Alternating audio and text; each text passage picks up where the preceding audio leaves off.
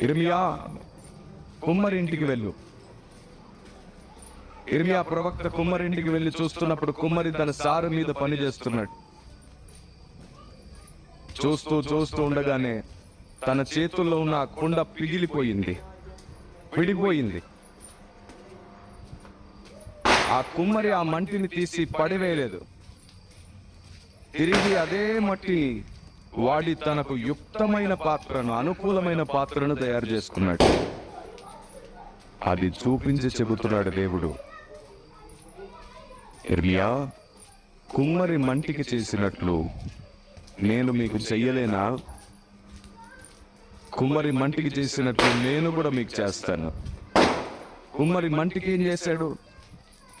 మొదట ఒక పాత్రను చేశాడు, అది విడిపోయింది, పగిలిపోయింది.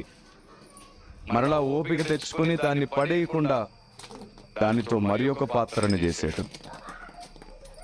అలాగే మన జీవితాల్లో కూడా దేవుని సన్నిధిలోకి వచ్చిన తర్వాత దేవుడు కట్టాలని ప్రయత్నించినప్పుడు ఏదో కారణం చేత ఎవరి వలననో మన జీవితం కూడా ఆయన చేతుల్లోంచి జారిపోతుంది, విడిపోతుంది. అయితే మర్చిపోకు, నీవు ఆయన చేతుల్లో జారిపోయావంతే.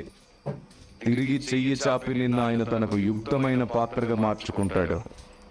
దేవునికి మహిమ కలుగును గాక. నువ్వు ఎలాంటి స్థితిలో జారిపోయినా, ఎంత నీచమైన స్థితిలో నువ్వు ఉన్నా, తిరిగి నిన్ను ఉన్నతమైన పాత్రగా మార్చడానికి దేవుడు ఇష్టపడుతున్నాడు.